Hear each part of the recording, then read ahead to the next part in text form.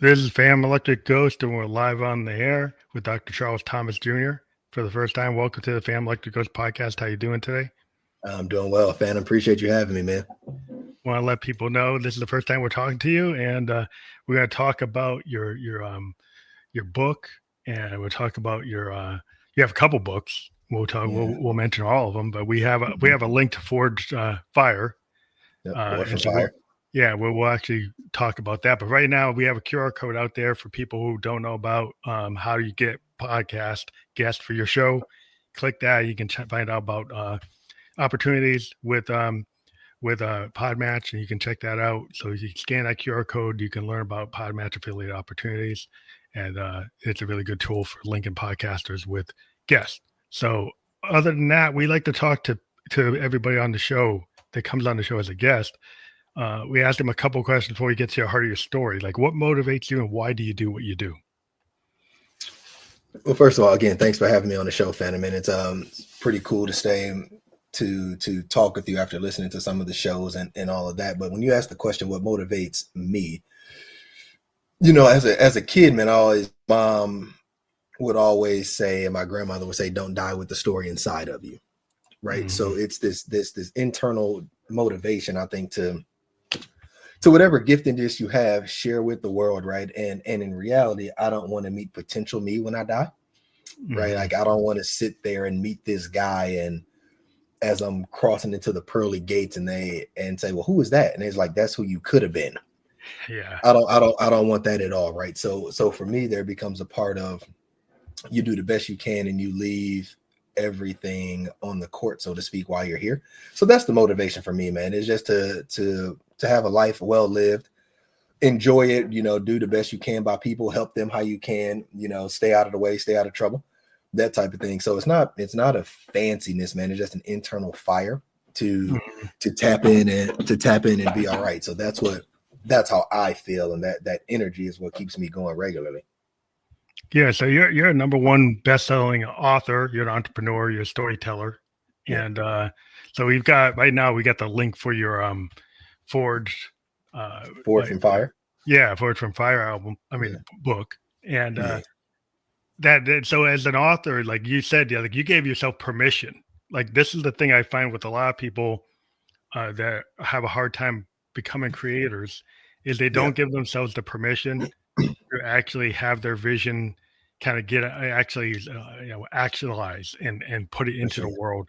They're so like, well, I'm not Mark Twain, I'm not Shakespeare, I'm not any of the famous Ralph Ellison, I'm not W.B. Du Bois, so they can't do it. Like they feel like I can't match the canon, so they feel their voice doesn't matter. But you gave yourself a permission structure, or you had a permission structure that made you feel like you could do it. Yeah, man, I gave myself permission. Well, my mom gave me permission first, and my dad, right, to go through the process and just give it a shot. Right. We were always taught, if you're going to play. Right. It's not a comparison, man. And I think what you just said is really interesting. We see people go through all of these comparisons that say, well, this person did this, so I can't match that. I can't match this. I can't match that. When in reality, for me, I was like, well, when you have this mandate to not die with the story inside of you, you have to do it, right? Just like you're a musician, right? So as the things start coming to you, you are now mandated to push that thing out to the world. Whether or not it sells one copy or a billion copies is inconsequential. It's inconsequential to me. It's more of a function of, did you A, have the courage to try? B, were you true to yourself when you did the thing? And 3, did you release it? Right? Because the releasing it, to me, to the world, is the win. Because so many people have so much stuff that they've written, songs, books, whatever, poems, whatever it is that they're doing, and it's just sitting on the computer. It's sitting on a little notepad somewhere, and they've never released this thing to the world. And it's like, well, why not? Who cares? Nobody's coming to your funeral anyway when you die. So what difference does it make if it succeeds or if it fails? Right? So the releasing part, to me, that third step I'm talking about, is the part where I think where the actual win happens, and all of the other stuff is just gravy on top of that. Yeah, I think that's the big thing about being an artist, is like, you have to know like what you put out into the ether. And a lot of times it's like that comparison trap. You have these limiting beliefs. You won't do it because It's like when you're a kid in school and you're scared to raise your hand in that classroom because you're Yeah. scared what all the other kids are going to find out that I don't know what the heck I'm talking about. That I'm a half stepper. I'm not there, But they or don't know either. yeah, they don't know either, but they're so Right. scared of like Right. embarrassing yourself, right? It's like when you're a Right. kid and like you go to ride that bike. Right. Hey, when you're very young, you don't care you're going to scrape your knee. You want to learn to ride the bike. As you Mhm. get older, if you start falling down in front of your friends, like you're Right. probably not going to do it, right? Like if you know that you can't do it, you probably won't even try it. Yeah, no doubt, man. Because like I feel like when you say like on that note, like I feel like people create these characters and they want this character to come across as being perfect. And the fact of the matter is, every time you create something musical, you're trying. You're figuring out like, does the melody work with this? Like boom, does the hook flow? Is the chorus right? You're doing all the thing. It's the same thing. Like I don't like the term grind. When people are like, yo, man, I'm out here grinding. Uh-huh. Because every time you grind something down, it just crushes you. I Right. like to look at us, it wrecks you. Like I like to look at people like us as sculptors, right? Yeah. You get this clay every day, you boom, boom, boom, boom, boom, boom. 12 years later, now all of a sudden you've created the Vitruvian man, right? You create this stuff, but it's the consistency, the discipline, the focus, the patience to do a little bit every day and do it because you know you have the talent to do it. You know you have the giftedness to do it. Because most people know what they can do well. They're just scared, right? Because you're comparing yourself to Michael Jordan. Like, come on, man. Yeah. I mean, like you Come never on, even bro. play. I mean, you got to have a whole team. That everybody's going to be Michael Jordan. Yeah, And like in order, like everybody has a role to play. It's like no doubt. it's just the big problem I think with a lot of folks is it's like the happy accident, the perfection trap. Like Yeah, in no doubt. being an artist, being a musician, it's like Yeah, we have like thousands of things on the cutting room floor, right? And then what we yeah, actually put out is like a 1/10 of our output, right? You think about Prince. Prince left the yeah, world. He's got like 10,000 tracks never heard. But yeah. that just shows Like the he does level of his craft. Like what he for chose to sure. put out, right? Yeah, Was and still what a you massive amount. no doubt. And what you said about craft too, like there's this part about me. You said what motivates me. It's like to be of service to your craft. If you're a writer, write. If you're an artist, do art. If you sing, you sing. If you play sports, play sports.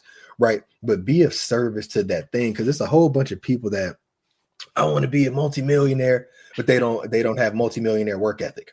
I want to be the best player on the court, but they don't want to go to the gym and shoot 1,000 shots a day, right? So people like to talk a Yeah, lot because it sounds good, right? It Mhm. sounds cool Performative, when yeah. it, huh? Performative, like people just like to put on airs, you know? Yeah.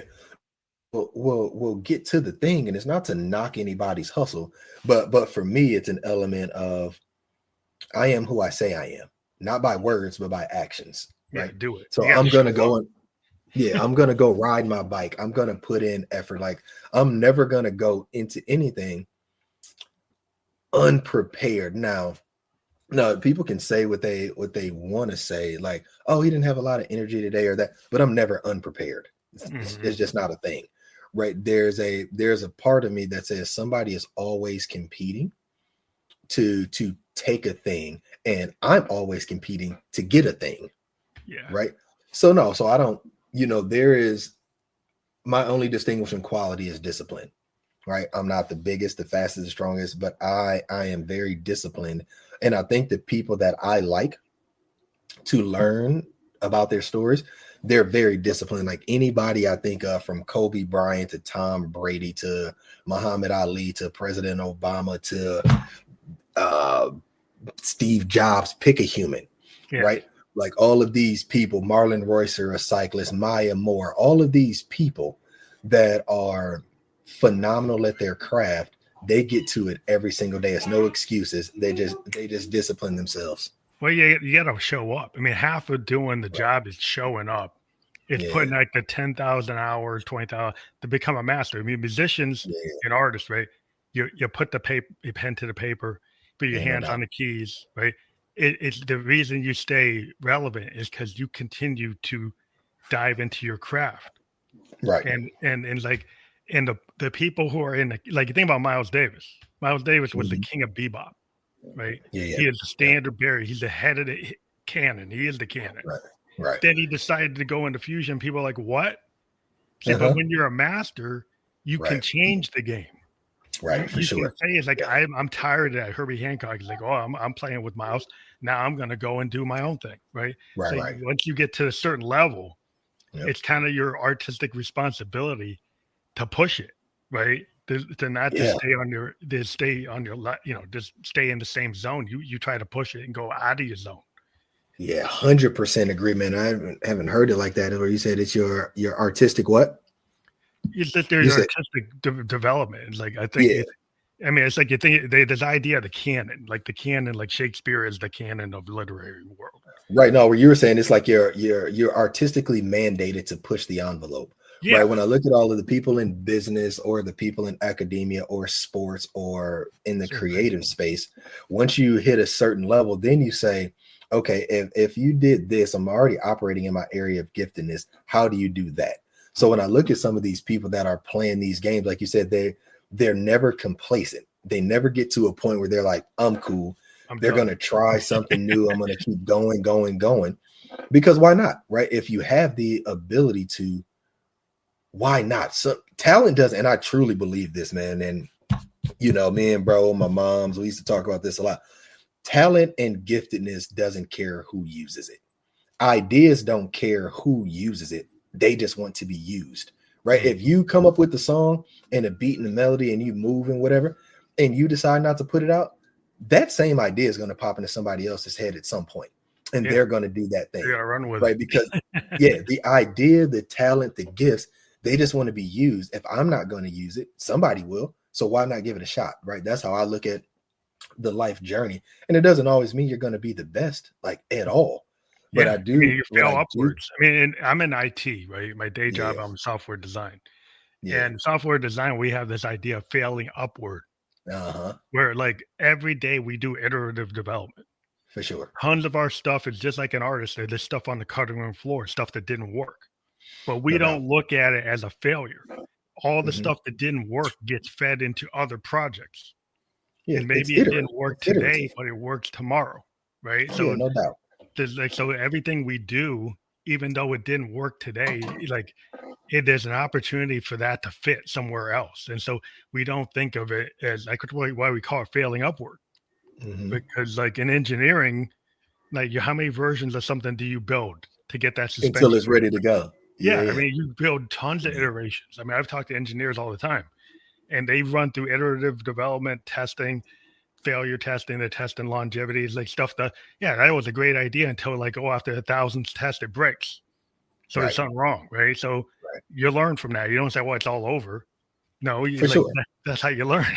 It's an input into the next thing, and ultimately the next thing is the thing you deploy to the world. Yeah. Right. Yeah. Yeah. So you have to It's be willing to put it out there.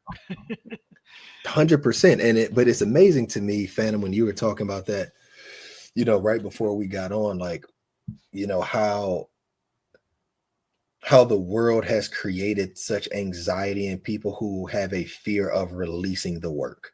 Hmm. Just release the work, right? Because you will see, like, I can even tell in like my own journey, man, from my very first book to the one that's now and the ones that'll come in the future, you start to find yourself the more you do. And me and bro talk about this all the time. Me and my sister talk about this all the time too. You learn who you are by doing. Yeah. So when Agreed. I say I am who I say I am, I can only say that Cartesian philosophy says I think, therefore I am. I've modified that to say I do, therefore I am.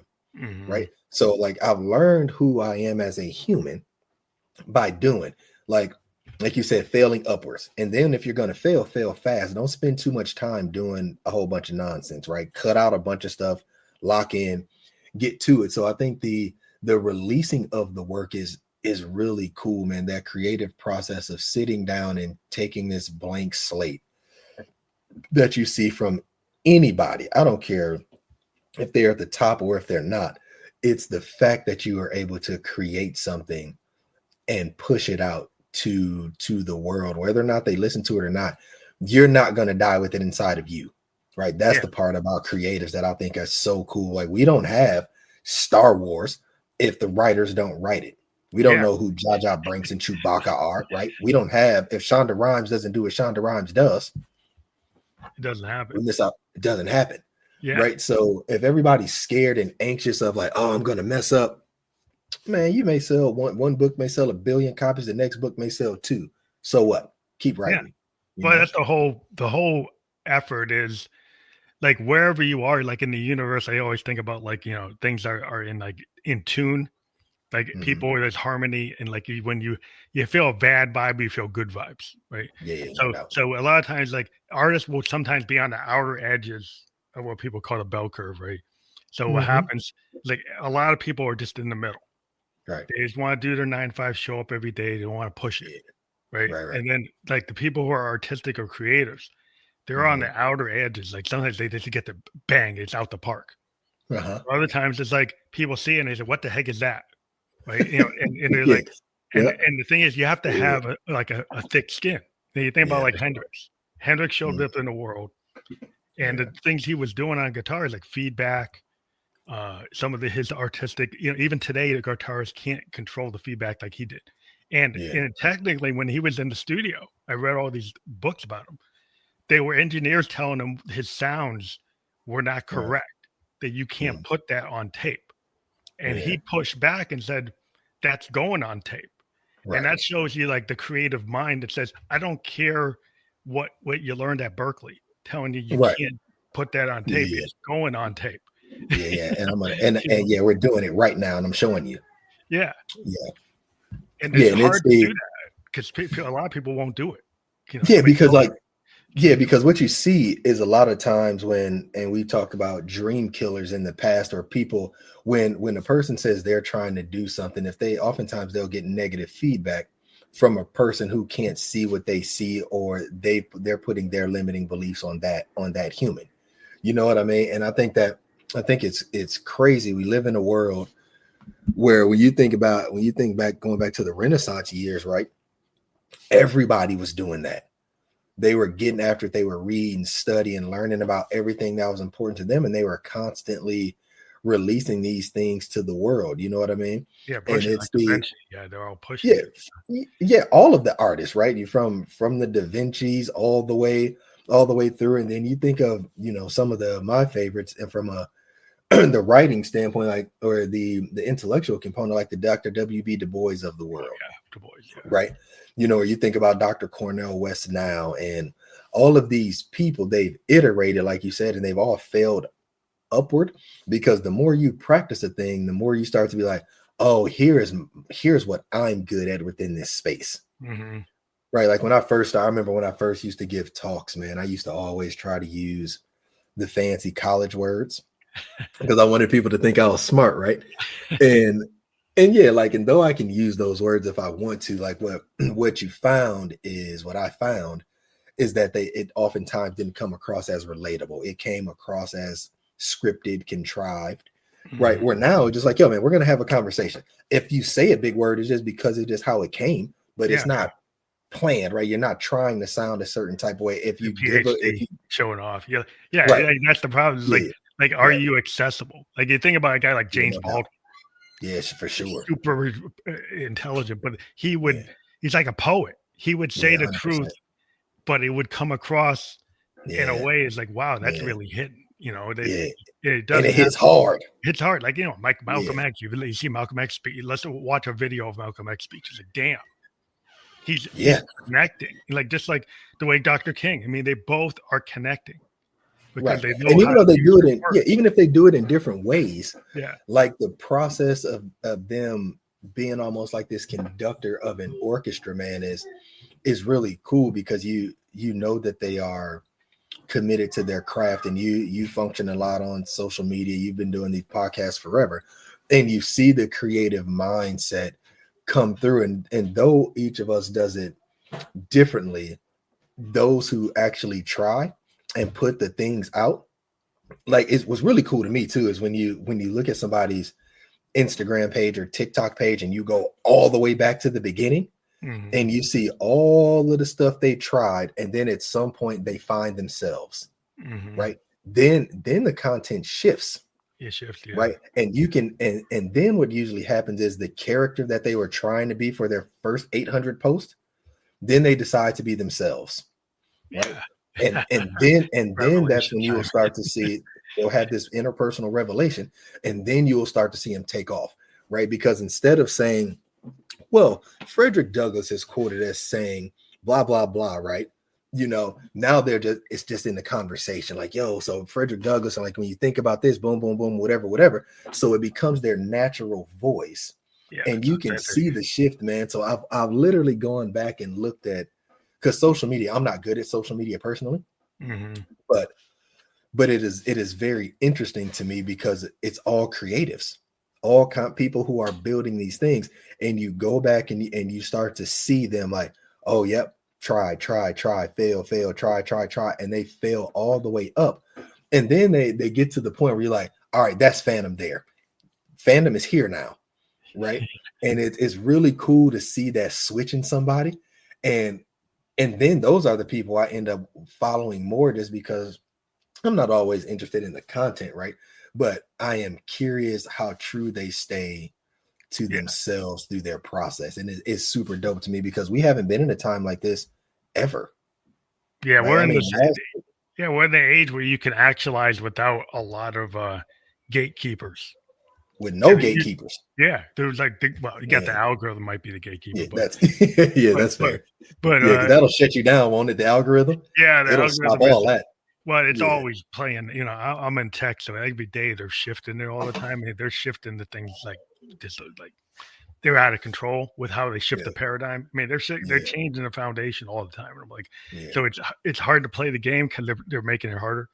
But the Yeah, that's fact fair. is, if you're a creative and you're the type of person that, like you said, is failing upward, and you're being like a true artist, is that you're vulnerable. Like Yeah, a great writer, a great artist, reason they connect is they don't seem contrived. They don't seem fake. 100%. They seem very 100%. authentic because they are.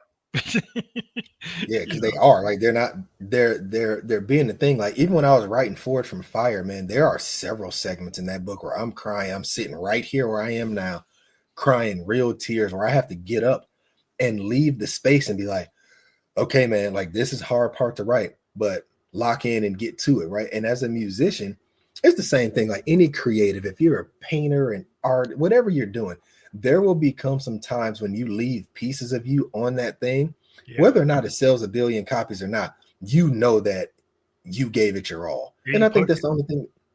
yeah. Yeah, that's the only, yeah, you put your whole self into it. And then whenever somebody listens to, reads, comes into contact with that thing that you created, whenever you created it, they will feel what you felt during the creation process.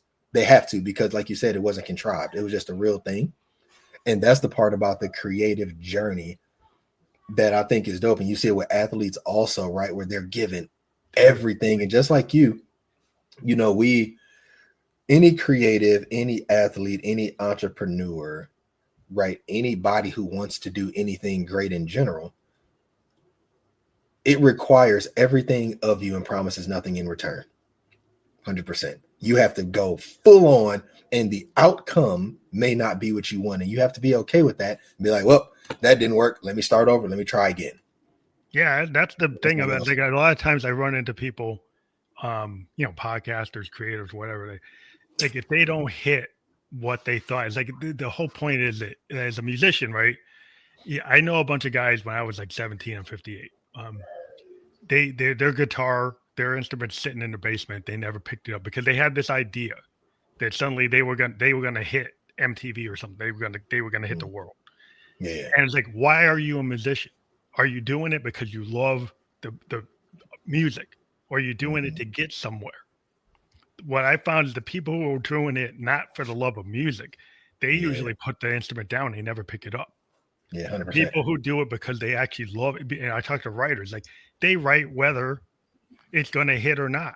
That they just like if this worked, if this didn't, it doesn't mean I'm not going to write tomorrow.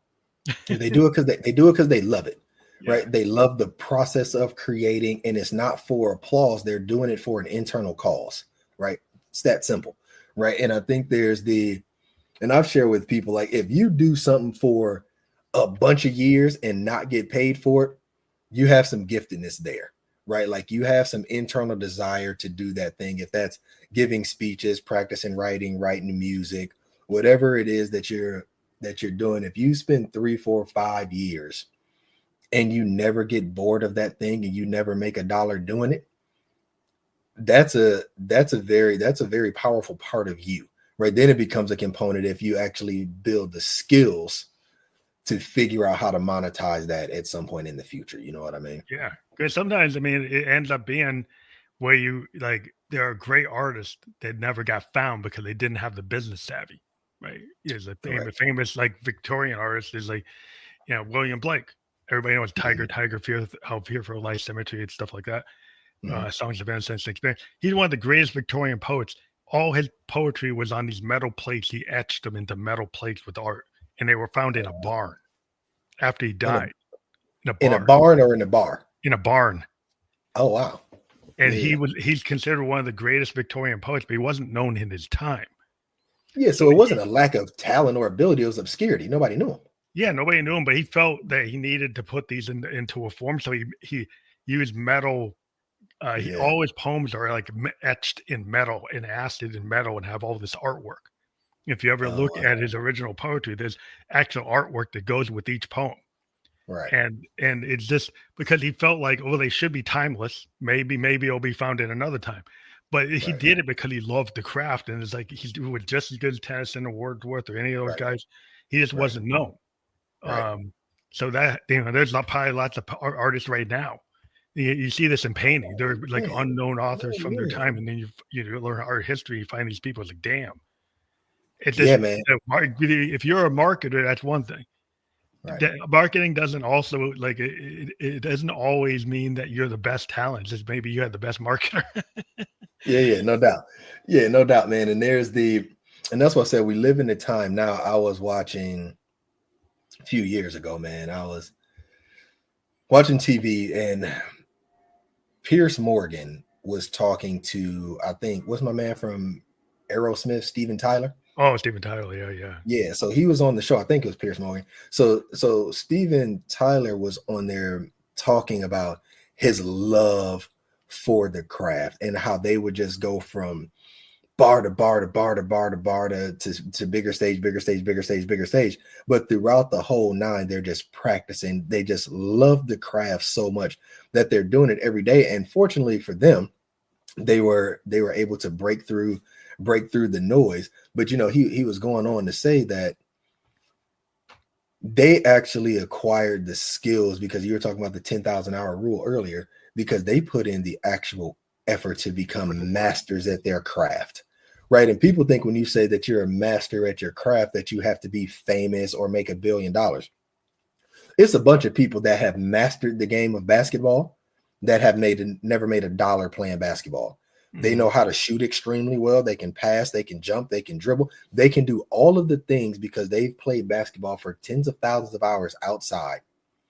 They just never made it to the NBA. You know what I mean? Yeah, And yeah. but that doesn't mean that they haven't mastered that particular thing. Because mastery is here. The other people just mastered it. They were just better. There was Yeah. more of a talent play to it. But the actual idea of mastering a thing just out of the sheer joy of that craft is pretty cool, man. Because at some point you maybe you do make it to the point where you become a known quantity, or maybe you don't. But I think internally, knowing that you put in a crazy amount of effort to enhance your skill set is a pretty cool thing. And then when you look back and you see how far you've come on the journey of where you started in your craft to where you are now and to potentially where you can be. I mean, to me, like I said, I'm a process guy. Like progress is more important to me than perfection, because you're never gonna become Yeah. Well, right. perfection trap is like you're not, a lot of times musician, you look like a blues musician or somebody sitting in like New Orleans, like Yeah. somebody 70-year-old, 80-year-old, guys who've been doing that craft, and of art of doing music, and they're not maybe known outside of New Orleans, right? Well, These jazz greats, they're in that scene like a Delta blues guy. They're just in the Delta. That's where they are. Right. They're kind of in it. They do it. They love it. They don't stop. It's like it's not a young person's game to them. Right. They weren't trying to get to be some 17-year-old sensation. Phenom. Right? Yeah, phenom is like they just know the blues. Like they know jazz, and it's just embedded in their soul. It's in their blood. Yeah, no doubt. And they just didn't have good A&R. So they're sitting there, and some people go see him in this club. And it's like, great, that's awesome, And I remember saying Keith Richards is going, the guy from White Stripes. They actually started going and say, hey, we need to give these guys healthcare. We need to give these guys get their stuff on record and actually start getting them paid, because they weren't about getting paid. They're about oh, this is who I am. Yeah, for sure. And so sometimes you need to have connections with people who actually see your worth outside of yourself, and also understand your own value. And so at some point you're like, damn, I should actually monetize. I should actually try to get some business savvy, because a lot of times artists, that's the last thing we're thinking about, because they're so into the craft. It's like the starving artist idea. It's well, trying to get into business destroys my art. Maybe not. Yeah, maybe not. But yeah, it's you have to give yourself permission to fly. Right. And I think if you're in a scenario where your wings are clipped and all of these things, man, you have to move away from that and be like, okay, I need to fly. I need to figure out how I can do the thing so I never meet potential me when I'm on my deathbed. You know what I mean? So that, and a lot of creatives, I think, who take the time to do that and aren't afraid, I think it's pretty cool. But yeah, you certainly need people who believe in you more than you believe in yourself. Right. And you need to be willing to try the stuff and see what works. Because oftentimes, like you said, when you're locked in on the thing, somebody else has to help you. Be like, okay, man, you just focus on the craft. Like, we're going to go find the things for you. You show up and you do the craft. Now, don't be an idiot and not understand the financials and things like that, right? Yeah. Become well-rounded enough so that you don't end up broke. But lock in on your craft and get people that are trustworthy, right? It's one of the things we talk about in entrepreneurship. That team is so important. Complementary skills, build that foundation early, put the people in the right spot on the bus, like Jim Collins says in his book, Good to Great, then you drive, right? But each person has their own area of giftedness, and boom, and you get to it. But that's why I love creatives, people who have to put in significant effort to acquire a level of mastery is pretty dope. It is very clear to me, your ability to engage people through the verbally, like in podcasts and all that, just the back and forth. This isn't your first time doing this. You know what I mean? Yeah. So it's really cool when you see people who understand their craft and can bounce back and forth and keep a conversation going, move in, skate out, the whole nine. It's pretty dope.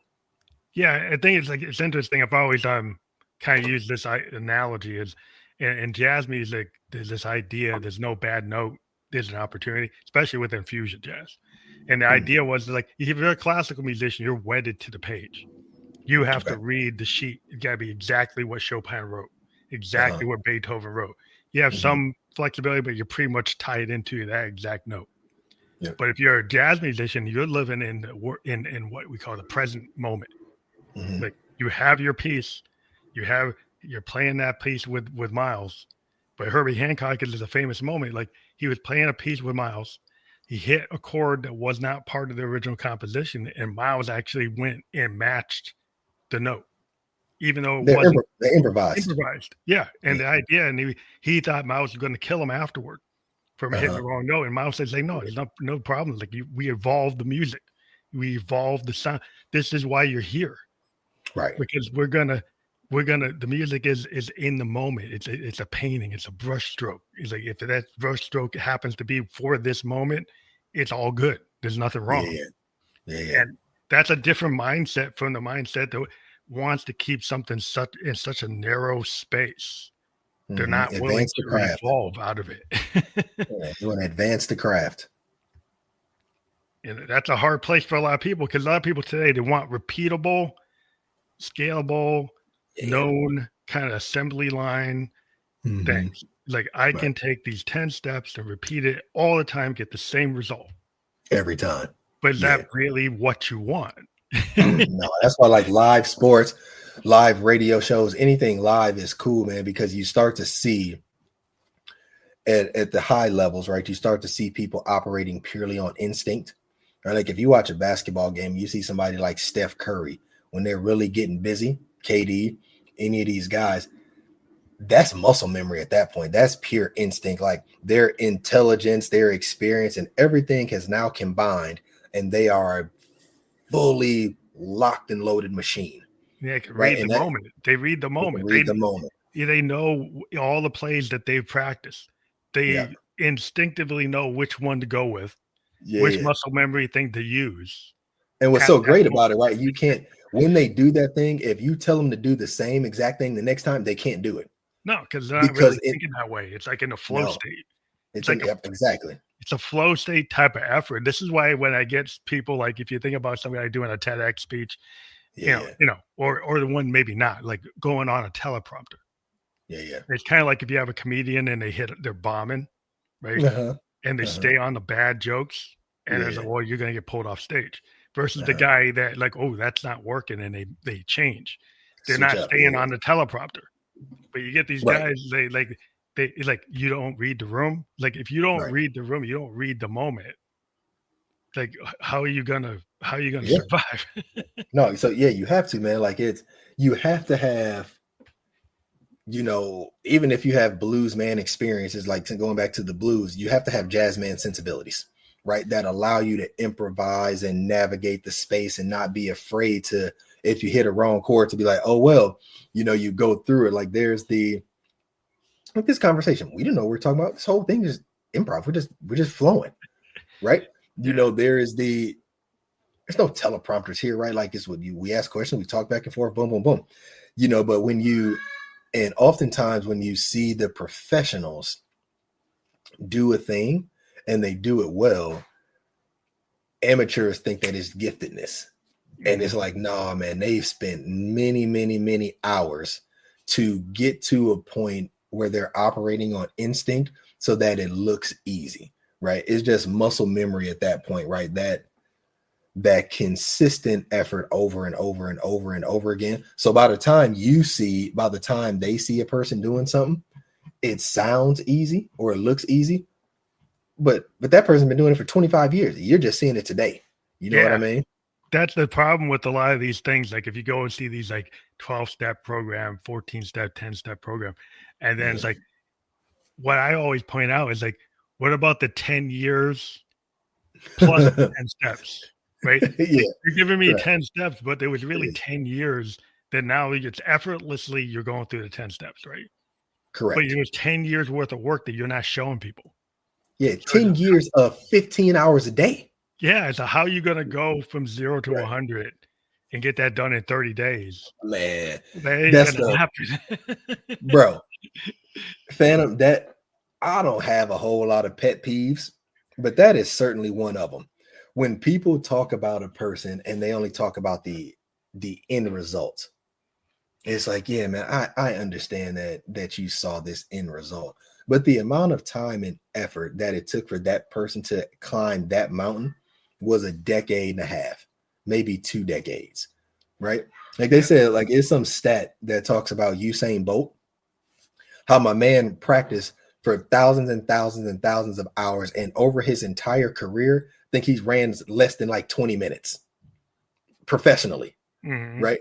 But he spent thousands of hours running to, let's just say it's even an hour. I don't know how long it actually is, but say it's actually 60 minutes worth of competitive running, tens of thousands of hours practicing to run for an hour. It's crazy, yeah, right? that's Like the game. that's the game, right? And then what's even wilder to me about that is you put in all of that effort and you still don't know the outcome. He happened to win, but what about all those other people who got second, third, fourth, and fifth? They Yeah, put in just as much effort it's and they didn't always win. yeah, I mean, that's the game because that's the people don't understand is, like, every overnight sensation's got, like, probably 10, 20 years worth of work, right? Everybody Yeah, like, or longer. longer. Yeah. Like, when Hendrix showed up, people in England, he showed up in, like, what, 67, 66. He Okay. had been playing with Little Richard and the Isley Brothers on the like Chitlin circuit. Nobody knew who he was. He was a sideman. He'd Yeah. been playing Interesting. like 5 years before he was found, right? And he was playing crazy, sleeping with his guitar, playing all the time, right? Yeah. Just hundreds of hours of playing, thousands of Yeah. hours of No. playing. And suddenly Mick Jagger and Keith Richards and Paul McCartney all see him in England, and suddenly, Yeah. oh, he's overnight. It wasn't overnight. No. It was all that work he did up to the point that they saw him. Yeah. Like nobody. There's no such thing as an overnight success, right? I mean, well, it used to not be that. Now with social media, YouTube, and those type of things, you do see people jump really quickly. Yeah. Just because, like you said, the algorithm. And Steven Tyler was talking about that too, where he was like, the challenge becomes it's a sustainability play, right? If you get famous too fast, or you take the elevator to the top, it's harder to sustain that because the skill You didn't build it hasn't up. come along. Yeah, Yeah, a the lot of these overnight, foundation's not like there. one-hit wonders, like if Yeah. you're just kind of, internet wonder. The Uh-huh. internet wonder is kind of doing themselves a bad service because if you didn't go like in the 70s and the 80s, like you're playing at the pizza shop, you're playing at Yeah. the bar, right? You're Right. playing at the gym, you're Yeah. playing in somebody's basement, you're doing parties, you're doing whatever. You're doing Yeah. all these shows, learning how to make mistakes. Right. And it's suddenly you blow up and you get 1 million views. And Uh-huh. maybe it's like what? It's your 10th Yeah. post Right. versus like and a band that was on the road for 2 years. What's going to happen when you go on the road? Yeah. How are you going to handle it? No, man, you You have to have be been able to given build. any way to handle it. Yeah, you got to be built for that too, man. Like when you're creative, you have to be built for the criticism, built for the imposter syndrome, built for being scared. And through all of that, you have to release the work anyway. Right? You have to release the work anyway, because the worst feeling is not to release the work, right? Yep. Where it's sitting there, and it's like, and even though all of Prince, and like you were talking about Prince, and the music was never published, he did it. Yeah, It wasn't inside of him. Yeah. The work was there. It wasn't published to the masses, but the work was there, and so he released the work. He got it out of him, and that's the part where when I think of writing a book or building a business or getting to a space where you're trying to get your body better physically, going to the gym and what have you, it requires a lot of effort. It requires a lot of discipline, and that muscle memory is, I think, what's cool when you hit that adversity, right? Yeah. Because like the people who just take the elevator to the top and they haven't built the foundation No muscle memory of skills, it's no muscle memory. Like so those of us who've taken the stairs, right, when you hit adversity along the way, you have this foundation there, and the problem solving, like, it immediately kicks into place. He's like, oh, I've seen this before. Like, I know what to do here. But if you take the elevator straight to the top and something goes wrong, well, you have no idea how to solve that problem. You don't have the ability to what we got. You don't have the grace. You don't have the recovery. You don't know Yeah. how to recover, right? Right. So, Yeah. like the great thing with the practice is Yeah. you learn. Oh, what happens if I miss this? What's the next step? What's the next thing? Like, what if I skip a beat? Do you look like a deer in the headlights, Uh-huh. or Yeah. do you make it so nobody even knew you made a mistake? Like the great art musicians is like when they make a mistake, like they'll be talking about it after the show. And the Uh-huh. fans won't know anything about it. And when 1000%. the journalist asked them, like, "Oh yeah, I screwed that thing up royally, but like we recovered." But Yeah. for myself, I didn't like it. Right? I didn't like what I Right. did. I'm going to probably put some time in. But I am a professional enough that nobody even knew I made a mistake. I mean, the band No. knows, Yeah. but like nobody else knows, and that's how you get to be that expert, that expertise. Right. Like the consumer didn't know that the artist made the mistake. Yeah. Right. Yeah. So that's cool, man. Like, I feel the same way when I go and listen to people do speeches or give lectures, like the really engaging ones. Man, you don't know if they've messed up or not. They may walk off that stage and be infuriated with themselves. Mm-hmm. Right. But the crowd is like, yo, that was the dopest talk. Like, he did that, right? Super main character energy. And meanwhile, the person's in the back like, oh my gosh, that was one of the worst talks ever. But because they have such a high standard, they know what they can do. But you said they recovered and they improvised on the spot to still be able to move and glide with the talk, just like when somebody is playing an instrument. But that only happens when you've put in you got to mega put work. time. Yeah, Yeah, you mega got to work. understand like what's necessary because like sometimes you have your main focus, your main kind of core skill set. Right. And then you have to have like complementary skill sets, right? Mm-hmm. Or you have to have like what do I know I can't do versus the person like you Correct. run into it like I've been in a studio with the person that thinks like they're running the whole show, right? You get this Yeah. writer that's like they're overwhelming. Like there's a whole band in there. There's a bass player knows what he's doing, but the guitar player is going to tell the bass player what the bass notes should be. I'm like, really? Right. Uh-huh.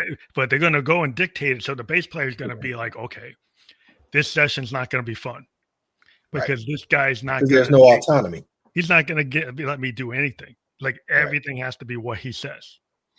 And Yeah. and then there's a missed opportunity because I find when people actually allow people to show their expertise and not be trying to like micromanaging everything, Right. then you end up with a better overall effort versus like the guy who was just totally dictating everything. I said, well, you get what's in your head, but Right. nobody else is actually getting into your head versus the guy who can share his head Yeah. with And then everybody. the product is worse, right? Because if now going back to your IT scenario, right? If you have a scrum master or a tech lead that's just dictating what goes on, you have all of these architects and developers and data scientists and data engineers that have their own ideas too. Now, granted, you can't have everybody doing something separate, but you should certainly listen to what they're saying and incorporate that into the bigger project. So now when you deploy that thing to prod, right now people are like, yo, this is a dope product Yeah, because it's a combination it's everything. of expertise from people. Like you talk about, everybody has complementary skills. And I've talked about this ad infinitum when it comes to entrepreneurship and building a team of rock stars, right? You have that complementary skill set that you mesh together and now you run. Right. But if everything is like, well, Phantom is only Phantom said, Phantom said, right? At some point, people just they're not even going to be willing to They're not offer gonna anything. participate. They're gonna Yeah, be like, what if yeah, you man, got like a UI expert, like the best UI right, guy in the world, and right, then this VP comes in, doesn't know exactly, user experience from anything, at all, right? right, And he decides that he wants it this way.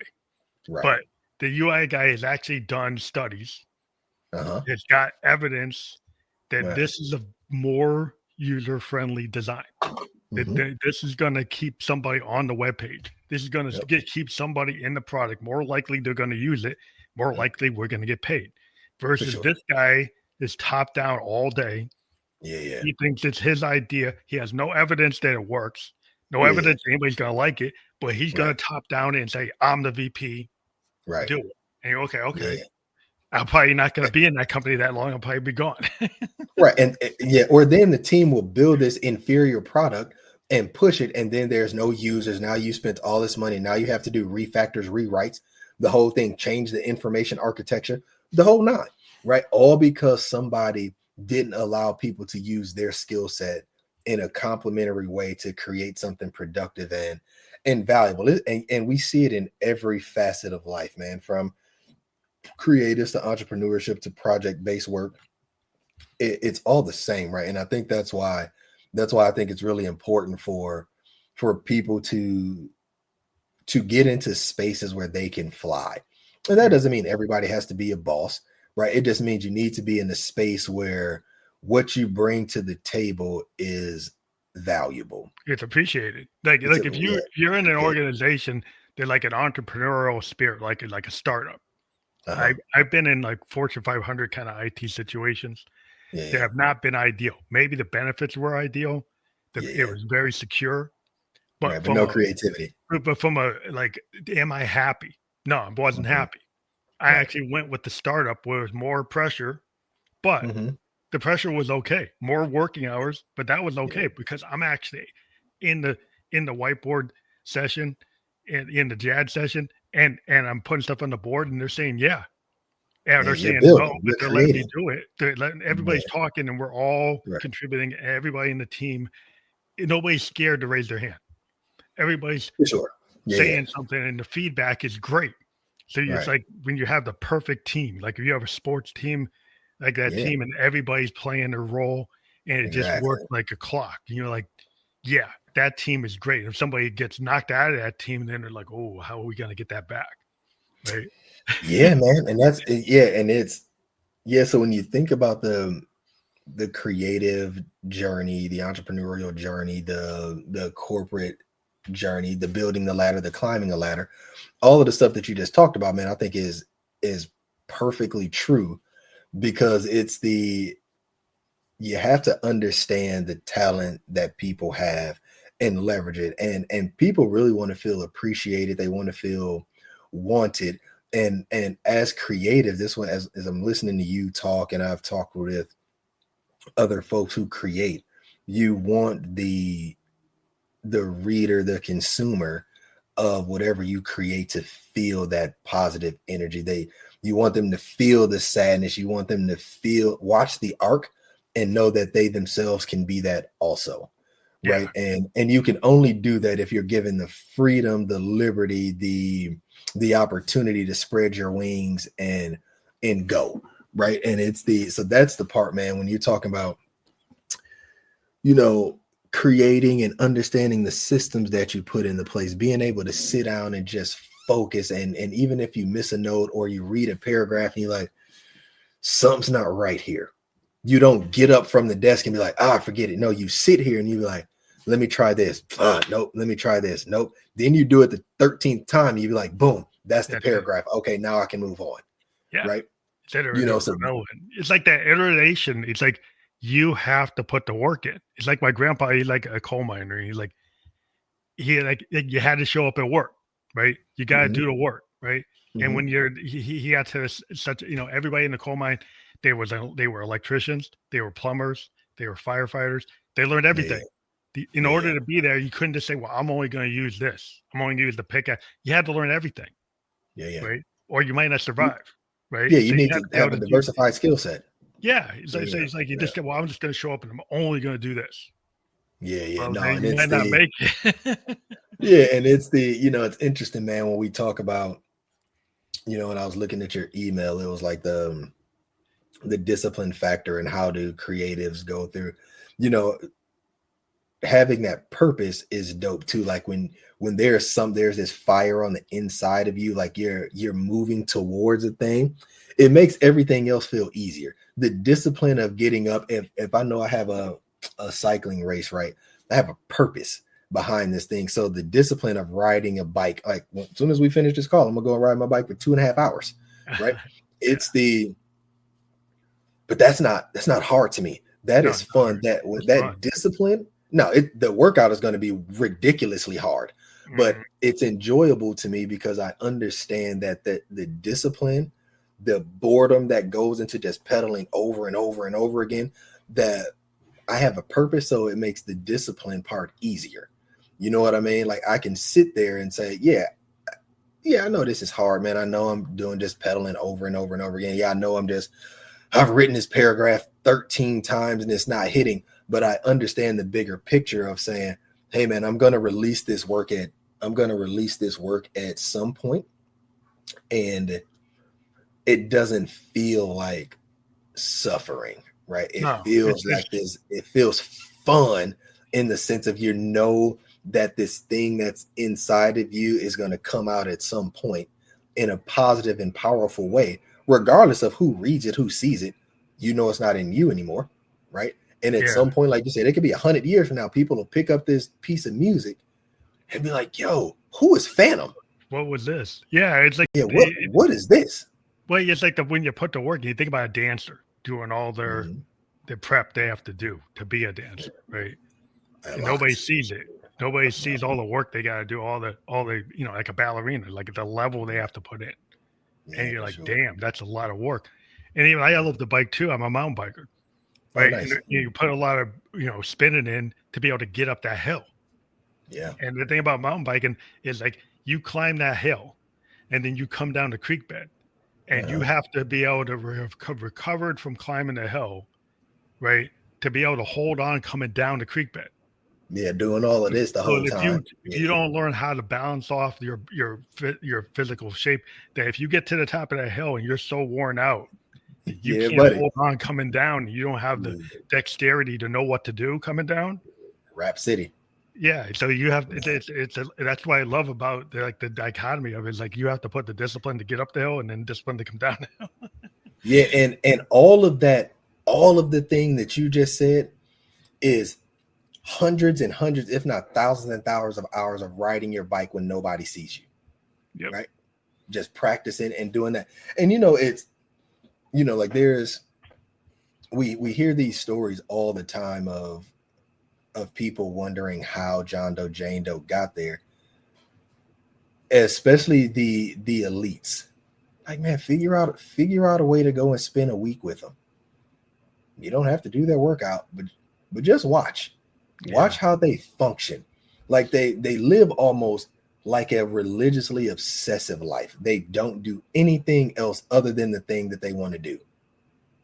They eliminate everything else, right? They're not talking on the phone. I was listening to what's my man's name that's about to fight today? Chris Eubank and Ben. So I was listening to them talking, like when they go into a scenario, and I was listening to Shannon Sharp and Paul Pierce talk too, and they're like, when they're getting ready to go into like a championship game or week, no distractions, no phone calls, no text messages, no meetings, no anything.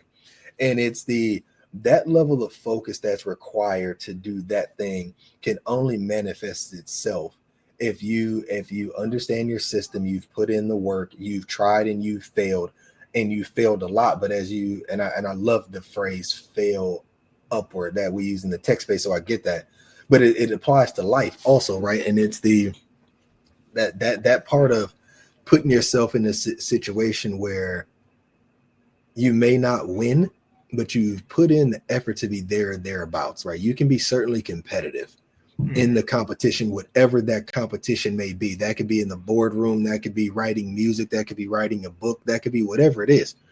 But you have to put in the effort from a knowledge, skill acquisition perspective to be able to direct that knowledge in a way that offers value to yourself or to somebody else, man. So I agree with all of the stuff that you're saying, but it's not fancy, right? People want a magic bullet.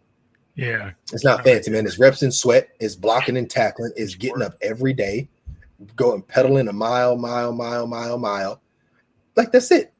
Right. Yeah. So there is no, it's just work. It's just focus. Yeah, definitely. Because I think it's also like noise, because like today we've got so much noise. And what I find with a lot of people is like, you really have to figure out how to get rid of the noise and to totally focus. Like if you're a musician and you're in the studio, like you should turn off your cell phone, right? You should turn off your watch, right? Turn off no TV, no radio, no getting pinged. Because like if you're trying to put something down, you can't be distracted. And even before you start, you probably should do a little breathing exercise and clear your head. Right? Yeah, like you to produce well. Yeah. Right? Set your environment up to produce well, man. I'm with you. Like when I'm upstairs, if I'm working out, or like I'll take my phone with me if I'm on the road, but if I'm upstairs doing an indoor workout, my phone's nowhere near me. Because for what? Right? Because now I have a segment, and what happens if the phone rings and now I miss the segment, and now your race is that Saturday, and you're like, oh, I didn't hit that workout the right way. Now you get third place and you pissed off at yourself. Yeah. You got to learn how to like eliminate noise, and like that. Going back to your word, the focus word, right?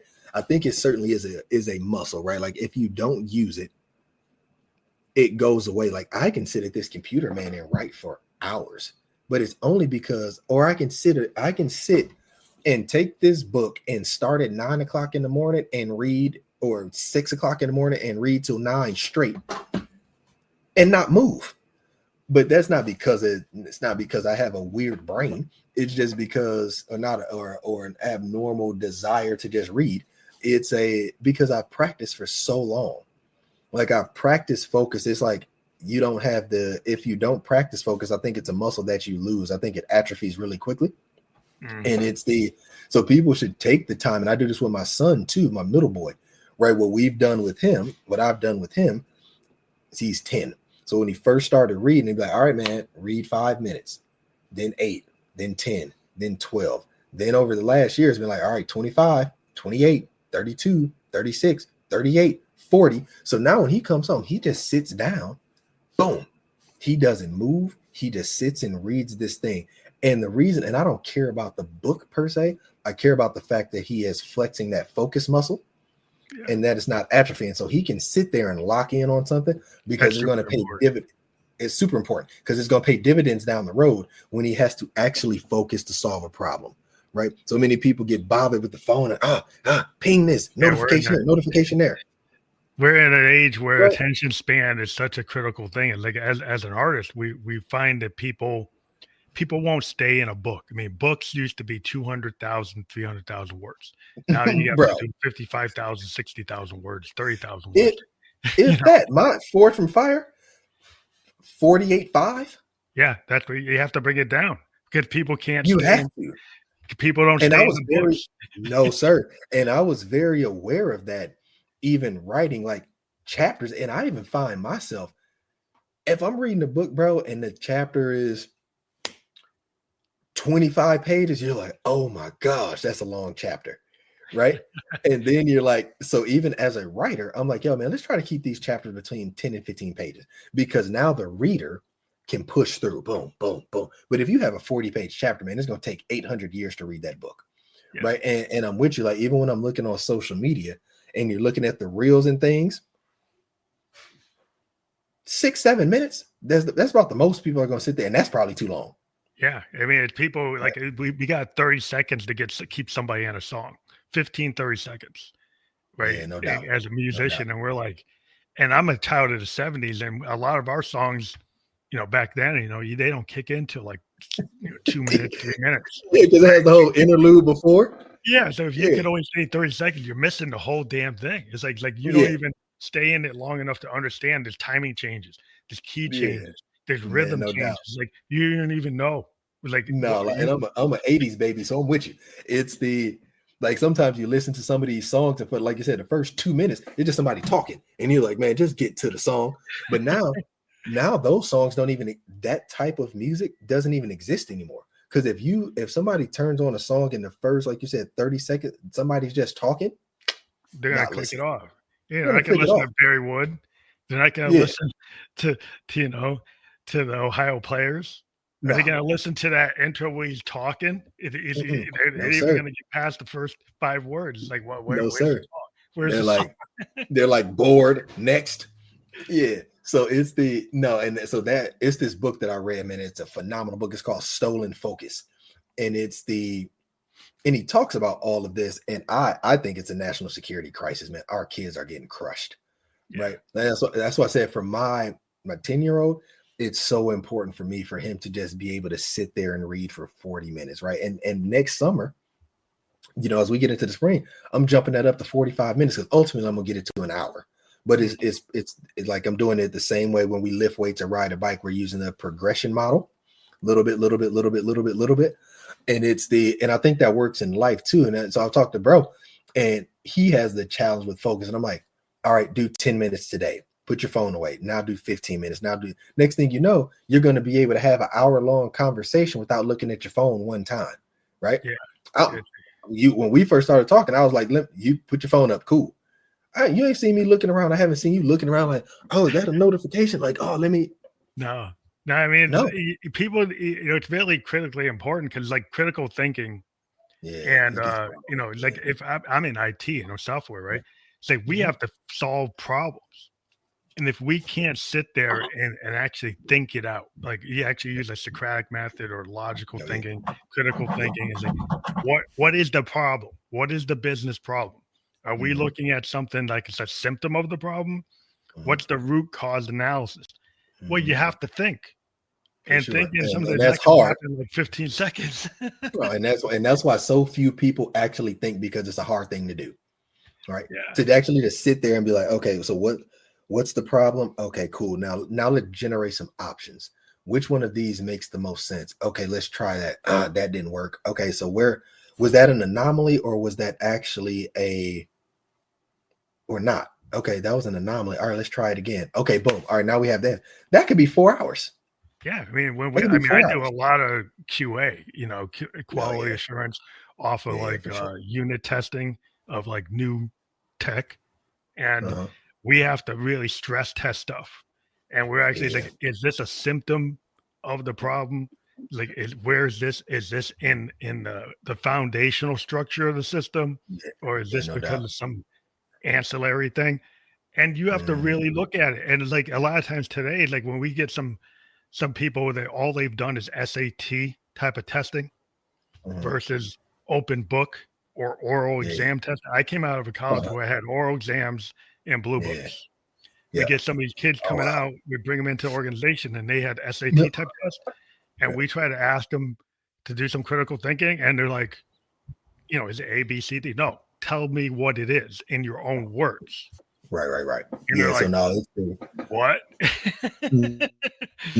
yeah, it's the yeah, man. I think that's really important. I teach at a university out here too as an adjunct every so often, man. And I really emphasize the critical thinking part. Like, it's okay if you get the answer wrong. Generate options and be like, which one of these makes the most sense, and then you make a decision, right? Because the decision you make is not irreversible. The only thing's irreversible is death, right? Yeah, Everything else we can bounce back from that. yeah, And yeah, it's the think through the process, understand the problem, think through options, then you decide, right? But you can only do that if you're focused enough to actually understand what's going on. And this isn't a knock against people. I just think the world is just changing. But the way we grow up and the way I'm, teaching my children is to be focused, build that muscle, right? Build the foundation. If you want to achieve high level or elite performance in a particular thing, take the stairs. yeah. Take the stairs, right? Because taking the elevator sounds cool until you hit a problem. Yeah, Then you have you're gonna no wish you took idea the what to stairs. do. You're going to wish you took the stairs, right? Because what's going to happen is while you're unceremoniously coming down, somebody who the tortoise and the hare story, they're You're chugging, yeah, you're gonna get it. yeah, yeah, and they're going to be gone, right? So that's the elements of creativity and human performance, right? Like, which I'm a huge fan of human performance, right? Like to put yourself in a situation where discipline, consistency, persistence, all of the necessary things that one has to do, focus, building that muscle. Huge fan of it, because I think those are the people who do well in their chosen craft, the ones who take the time to learn it and not be afraid to mess up, and you take the inputs from the failures to ultimately get to where you go. Yeah, and then with the AI, I mean, I'm a tech, and we use Yeah. AI, but I've always kind of tell people like I'm from Dewey Decimal. Go to the library, Yeah, go yeah. actually do the research. Find the book. Yeah, yeah. Yeah, and now we get these people like, okay, well, I went on ChatGPT and did it. Was like, well, can you tell me the source Hmm. behind? Like, can you give me the footnote? Can you give me the end note? Like, where did you get this from? Yeah. How do you know that that's actually not a hallucination that the AI got out of the machine library? Did you Yeah. actually go and look for the source? Yeah. Did you do the work? And I understand it takes time to go and actually find that document to For find. sure. Like the Yeah, comparative analysis, the comparative and corroborative nature of learning, like that's how we were taught in school also. Like, you corroborate what you hear, you compare it to other things, then you generate your own ideas, right? And I yeah, think that's really important for people as you create, as you build, as you grow, to come up with your own thought process and be able to solve those problems. And yeah, you can leverage the technologies, but you should certainly be able to articulate why you think what you think, not just what was told to you, right? yeah, yeah. If you just all you do is just you just do prompt engineering, that's cool. Maybe Mhm. you're a very good prompt engineer, but Yeah. can you actually get that on your own? Is that Like, a term now? Prompt yeah, engineering? prompt engineering is like um, is a way of asking AI. Yeah, to get you It, what you need. Yeah. get you I need, didn't and know that was there's a real term though. Yeah. yeah. Well, I'm into tech. I actually Yeah. got certified under some of this stuff, but Yeah. in order to do like AI correctly, Mm-hmm. you have to ask it questions in a cascading way. Yeah. And the cascade, you start off at 50,000 foot, and then you go Mm-hmm. And down then, more detail. You keep on asking questions, and it keeps on narrowing till yeah. you So get to a very narrow focus where you're more likely that the answer is not hallucination; it's actually correct. yeah, that's fair. Most people do the 50,000 foot level, Yeah. and it gives you an answer immediately, and you go with it Yeah. Yeah. rather than actually doing the engineering to actually confirm that it Yeah. actually is correct. Yeah, man. It's but yeah, no, I mean, understanding your craft, putting in the effort to make sure that that people can get to where they want to go. I think that's the nature of the beast of playing whatever game that you want to play at a high level, you know, and then people who play it at an elite level, I think are even Yeah, more different, right? whole different Yeah, world, like and you can look at him at the mountaintop, or you can say, well, you know what? I yeah, could do some work and try to like climb that mountain myself. It's not impossible. Like, and right, if I put some discipline in, I for can sure. at least be parallel to the mountain, and Yeah, maybe not get to the top, but I can do a little bit of work. You know? yeah, yeah. And like you said, and even if you don't get to the top of that mountain, you are way better off than the baby mountain that you initially thought about climbing, right? Yeah. And that's just having the willingness to try, doing it scared, not being afraid. So those are that type of stuff I think is cool, man, when people go through the journey of personal development, self-investment, trying to figure out where they want to go. Hmm. And like I said, man, I almost borderline consider myself a human performance architect, right? Because I've lived in Yes. I'm not good at a whole bunch of stuff. I'm only really good at like 2 or 3 things.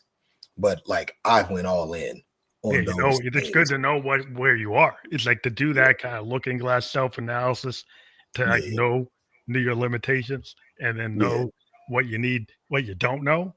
Yeah. Because Like I'm there's a a lot of people strength-based going guy. around on the net that say they know everything and they don't know what they don't know. No, yeah.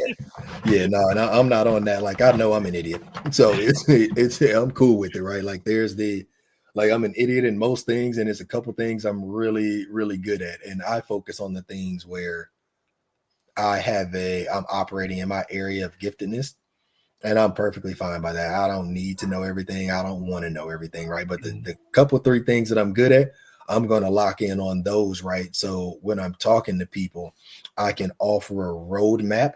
And as like you said with the tech, right? Instead of offering the 50,000 foot level, now we can vector in and actually create a roadmap for you. When you think of your critical path, when you're deploying something to prod, I can walk you through that path Mhm. very clearly and it's only a path, it's not the path, right? Yeah, So there's because I don't multiple talk paths. dogmatically, right? There are multiple paths, right? But I'm not going to give you abstract thinking because I haven't actually done the thing. My Mhm. my willingness and my desire to offer value is only in a few areas, right? And I also gravitate to people who have acquired knowledge, maybe not in like a polymath way, but Mhm. they have still deep knowledge in a few areas. So if you have questions, if you run into a roadblock, their decision making model, they tap in with you right there to be like, oh, here's the challenge. Here are some things for you to consider. Boom, boom, boom. This, that, and the third. They don't overwhoop with you, right? But they make sure that they give you thoughtful counsel to help you get to where you want to go. Those are the people I like, and I try to emulate and embody that as it relates to being willing to share words of wisdom, discernment, or whatever with somebody. You know what I'm saying? Yeah, I think that's super important. And we kind of gone over a little bit, but we're having such a good conversation. I didn't really Yeah, yeah. clock it, but I want to let people know about the QR link again. That QR link will go right to your Amazon Mm-hmm. Forged Fire Yep. Charles Thomas Jr. That Mm-hmm. link you see on the screen. If you scan that with your phone, that'll go right to it, and that will go right to your latest book, right? Yep. And well, Forged from Fire. Yes, sir. And so we do encourage people to check that out. If you don't want to use the QR code, the Amazon link is there. We got your Instagram link as well. Those are Mm-hmm. fully clickable within the podcast description. We've been live on LinkedIn, YouTube, and Kick. We will be on all the other podcast platforms by the end of the day tomorrow, where you can listen to or watch it. We'll send a landing page to folks that follow you. And I want to thank you again for being on the show today. Yeah, man, Phantom, I appreciate you taking the time. Yeah, I wasn't even paying attention to the clock either. So appreciate you taking the time to chat, man, and offer me the opportunity to come on your platform and share messages of creativity and discipline and consistency and all of the things that you and I do, and the millions and billions of people across the world that are similar in thought. Right. So thank you for the opportunity, man. Appreciate you. Thank you very much. Have a great rest of your day on Saturday today. Have a good day, weekend with your family. All right, you too, man. Cheers. Thank you.